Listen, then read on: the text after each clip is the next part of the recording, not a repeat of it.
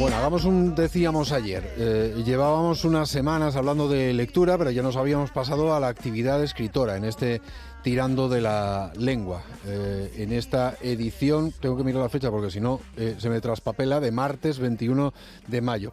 Saludo ya a esta hora de la noche a Juana María Blanco, profesora del Departamento de Filología Hispánica y Clásica en la Facultad de Educación de Toledo. Juana, ¿qué tal? Buenas noches. Hola, ¿qué tal? Por aquí bien. Bueno, nos dejaste, como se suele decir la última vez, con la miel en los labios, en torno a ciertos procesos mentales que se desencadenaban en cualquier acto de escritura, ¿verdad? Sí, en el último programa os hablé de 3 operaciones cognitivas de carácter recursivo, es decir, que se repiten, que están implicadas en el proceso de escribir, que son la planificación, la textualización y la revisión. Hoy vamos a abordar la primera, que es la planificación. Por eso el programa de hoy se titula Lo que hay que escribir para escribir, porque vamos a hablar de esa escritura que es como la base de un iceberg, esa escritura que no se ve, pero es imprescindible para que lleguemos a escribir los textos que sí se ven y presentamos a los demás. Bueno, pero entonces acláranos, ¿hay que escribir tanto para escribir? La verdad es que no siempre, porque la escritura abarca un rango variado de actividades que podrían ordenarse en una escala desde las que exigen más planificación previa a las que exigen menos o ninguna. Un ejemplo de actividad de escritura que exige 0 planificación es, por ejemplo, la copia de información.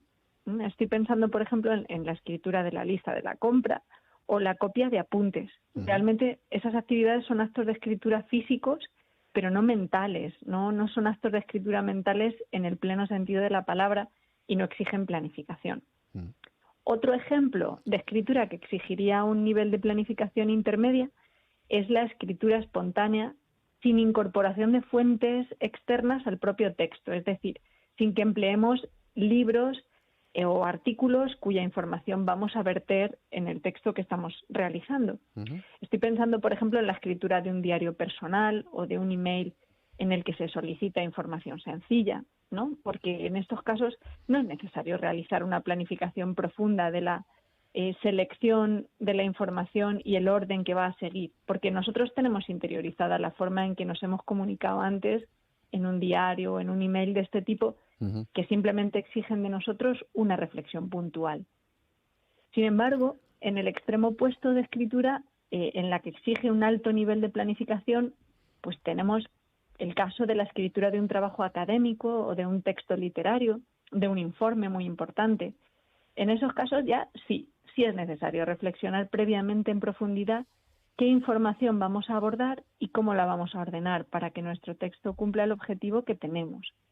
Entonces, Pachi, como ves, lo que hay que escribir para escribir al final depende de la actividad de escritura o del género textual que estemos elaborando.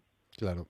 Bueno, en estos casos complejos, un texto literario, un informe, ¿cómo funciona la mente cuando planificamos esos textos? Bueno, en primer lugar, hay una fase que se llama acceso al conocimiento. Esta fase no sucede solamente antes de escribir, sino también durante. Y en esta fase activamos mentalmente la información almacenada en nuestra memoria a largo plazo que necesitamos para escribir, precisamente la que mencionábamos hace 2 martes, que es la información sobre la audiencia para la que escribimos, sobre el género textual que escribimos también, el tema y la lengua. Si necesitamos acceder a alguna información que no está almacenada en nuestra memoria, pues tenemos que recurrir a fuentes externas que nos apoyen.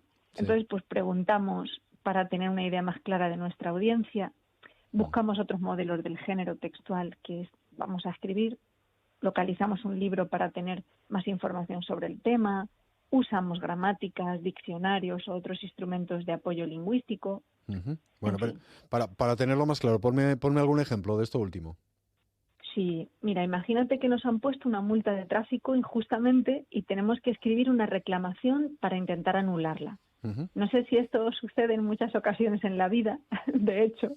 Por eso lo más normal es que cuando alguien nos sugiera escribir esta reclamación nos sintamos perdidos. No sabemos a quién se dirige, cómo se estructura, queremos ser técnicos con el tema pero no conocemos muy bien el reglamento de multas y sanciones. Además tenemos que emplear un lenguaje escrito formal que no usamos muy a menudo. Bueno, Ante este panorama, ya lo lógico es que empleemos mucho tiempo en acceder al conocimiento que nos permita planificar lo que queremos expresar en nuestra reclamación, porque este conocimiento está en el exterior y tenemos que buscarlo. Y preguntaremos a quién ha de dirigirse la reclamación en algún organismo pertinente, buscaremos en alguna página web para ver un modelo de reclamación, quizá le echemos un ojo a la normativa, la localicemos en Internet. Bueno, todo esto nos va a permitir planificar muy bien el texto. Ya que mencionas ese concepto, el de planificación, dinos en qué consiste, que todavía no lo habíamos definido. Cuéntanos. Efectivamente, pues acceder a todo ese conocimiento que hemos descrito nos permite planificar. ¿Y qué es planificar? Pues es la actividad en la que básicamente estamos seleccionando la información que vamos a expresar en el texto en función de nuestro objetivo, la audiencia y el tema.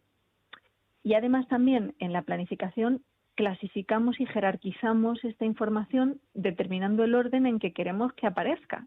O sea, sí. Es una actividad enfocada a la selección y a la ordenación y es bastante complejo. De hecho, en algunos ámbitos profesionales también se le conoce como el miedo a la página en blanco, que no solo le sucede a los escritores profesionales, a todo el mundo que tiene que enfrentarse a la escritura compleja. Claro. Bueno, entonces, en esta fase de planificación es cuando se hacen, digamos, los esbozos o los esquemas previos, ¿no? Claro que sí, eso es. Los esbozos o esquemas son una manifestación de este proceso cognitivo, aunque no es necesario que se materialice físicamente siempre. Hay personas que planifican mentalmente y eso les sirve, aunque a la mayoría yo creo que nos ayuda a contar con una elaboración intermedia. Vamos a volver al ejemplo de la reclamación de la multa. Nosotros, una vez que hemos consultado las fuentes externas, pues quizá necesitamos poner sobre el papel en una lluvia de palabras clave caótica o en formato de esquema de llaves, de mapa de conceptos, de dibujos, en fin, lo que cada uno estime adecuado, pues esas ideas que tiene que contener la reclamación y el orden que van a seguir. Y ya cuando tenemos eso nos sentimos ya seguros para ponernos a escribir. Claro, te entiendo bien. Yo, por ejemplo, sería de los que seguramente en este ejemplo de la multa, efectivamente, por razones supongo que de edad o de antigüedad o de lo que sea, yo necesitaría imprimirme 17 papeles distintos. El modelo, la ley, el punto al que quisiera recurrir y, sin embargo, ante otro tipo de escrito más personal, un relato corto incluso, que alguna vez me ha pasado, la planificación es mucho más mental. Te haces un esquema de cabeza, por así decirlo. Claro, sí, a mí me pasa igual. Incluso algunos autores van más allá y hablan de que además durante el proceso de planificación no solamente estamos atendiendo a la selección y a la ordenación del contenido que vamos a escribir y reflejándolo en esbozos, sino que también estamos pensando cómo vamos a proceder durante todo el proceso. Esto es, ¿qué método de trabajo vamos a ir siguiendo? Pues, por ejemplo, si tras esa planificación ya vamos a escribir el texto del tirón y lo vamos a corregir al final, o si lo vamos a hacer por partes. Y en este sentido, estos especialistas distinguen entre objetivos de contenido y objetivos de proceso. Los de contenido son los que tienen que ver con cómo nos imaginamos el resultado final del texto, mientras que los otros, los de proceso, tienen que ver con cómo nos imaginamos que nos vamos a organizar nosotros en el proceso de escritura. Claro, estos últimos, entiendo, los objetivos de proceso son más propios, más pertinentes, más necesarios, más aconsejables, cuanto más complejo, más largo pueda ser el texto, ¿no? Así es. Bueno, por ejemplo, cuando se escribe un libro o un trabajo académico del tipo una tesis doctoral, es que también se cuenta con cronogramas que van pautando todas las actividades implicadas en el proceso de escritura, como fechas de entrega de capítulos, reuniones de corrección. Digamos que todo este conjunto de documentos, los esbozos de los que hablábamos antes, estos cronogramas de los que hablamos ahora, incluso algún documento más, forman parte de todo lo que hay que escribir para definitivamente escribir. Claro. Lo que pasa es que la pregunta entonces es, esta planificación tan meticulosa, tan puntillosa en los casos en los que sea necesaria garantizar un mejor resultado final, ¿esto aumenta la calidad del texto final? Sí, totalmente, totalmente. La planificación es como una buena revisión de la que vamos a hablar en algunos programas próximamente. La idea es que cuanto más conscientes somos del proceso, de escritura, en concreto en este caso de la planificación, con más propiedad vamos a abordar la escritura misma. Ya el mero hecho de pararse a reflexionar y entender con qué contamos para escribir y de qué carecemos, y de intentar reponer lo que nos falta, es un indicio muy positivo. Los resultados de los procesos que emprendemos de manera consciente tienen mucha más probabilidad de ser positivos porque están bajo nuestro control. Y eso en la escritura se refleja mucho en el resultado. Tú imagínate qué diferencia habrá entre una reclamación que se escriba al tuntún, como casi probando a ver si cuela, y una ante la que pues nos hemos tomado el tiempo de parar, de reflexionar, de buscar algún modelo, de consultar la legislación, contar con instrumentos para expresarnos de manera más elegante o más contundente. Pues no hay color, ¿no? Claro. La planificación garantiza, o igual que la revisión, como he dicho antes, un mejor resultado. Claro, eso nos lleva al título de esta sección hoy, esto de lo que hay que escribir para escribir, pero bueno, desde luego parece, por lo que nos cuentas, que merece la pena. Supongo que en el siguiente programa, Juana, ya nos orientarás un poco sobre cómo actuamos ya, cómo procesamos mentalmente cuando ya estamos escribiendo, ¿verdad? Sí, esa fase, ese proceso sin duda es el más interesante y ahí radica la complejidad de la escritura, Sí. porque nos volvemos un procesador lingüístico con una potencia tremenda cuando estamos textualizando los mensajes. Pero eso lo dejo para el siguiente programa. Sí, pero lo que pasa es que ahí habrá tantos perfiles como personas, por así decirlo, aunque habrá algunos pensamientos comunes, entiendo, ¿no? Sí, hay variabilidad, pero hay algunas pautas que son mentales y que todos seguimos. Bueno, pues en próximas secciones, en próximas ocasiones hablaremos ya de ese proceso durante la escritura. Hoy lo que hay que escribir para escribir, con Juana María Blanco, profesora del Departamento de Filología Hispánica y Clásica en la Facultad de Educación de Toledo. Juana, como siempre, un placer. Muchísimas gracias por acompañarnos este ratito en la Radio de Castilla-La Mancha. Buenas noches.